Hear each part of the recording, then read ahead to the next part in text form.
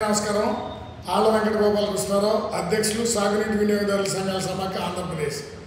ఈ జగన్మోహన్ రెడ్డి ప్రభుత్వంలో 2019-2024లో జలయజ్ఞం పేరుతో నవరత్నాలు ఎక్కడికి వెళ్ళినాయో మాకు అర్థం కావట్లా. 9 ప్రాజెక్టులు ప్రాధాన్యత అన్నారు, ఒక్క ప్రాజెక్ట్ కూడా పూర్తి కాల.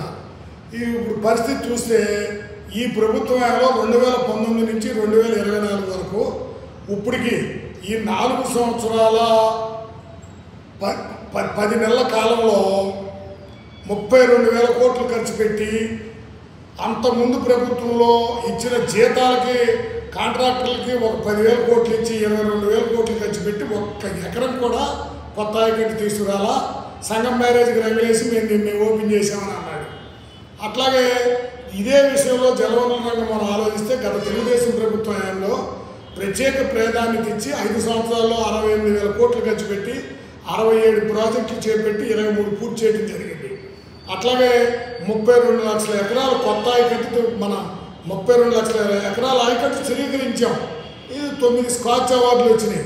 అట్లాగే పోలవరం విషయంలో ప్రతి వారాన్ని ఆనాటి ముఖ్యమంత్రి చంద్రబాబు నాయుడు గారు పోలవరంగా మార్చి కఠోర శ్రమ చేసి 71% పూర్తి చేయడం జరిగింది.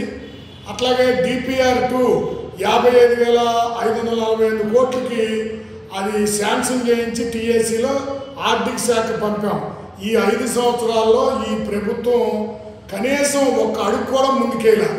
పైపెచ్చు 41 మీటర్లకి 10,000 కోట్లు ఇవ్వండి చెప్పి కాలం నడిపేశారు. 1,800 కోట్లు ఖర్చు పెట్టి ఈ 5 సంవత్సరాల్లో ఈ వైసీపీ ప్రభుత్వం 6% పూర్తి చేశామని, అభివృద్ధి చేశామని నిశ్చిగ్గా తెలియజేస్తుంది.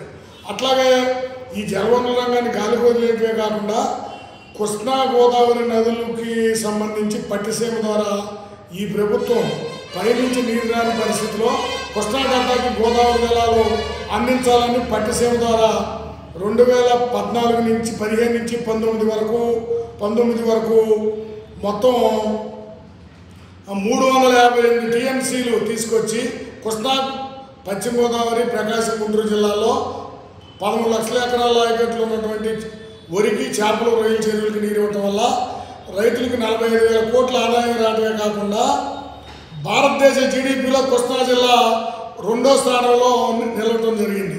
అట్లాగే అన్నమయ్య గేట్లు కొట్టుకుపోయిన ఈ ప్రభుత్వంలో కుప్పంకి నీరు ఇచ్చామని చెప్పి ఒకరోజు ముఖ్యమంత్రి గారు ఓపెన్ చేసి 2వ రోజు సినిమా సెట్టింగ్లా కట్టెత్తి ఎండిపోయింది. అట్లాగే అన్నమయ్య ద్వారా 60 మంది చనిపోయారు కొట్టుకుపోయి.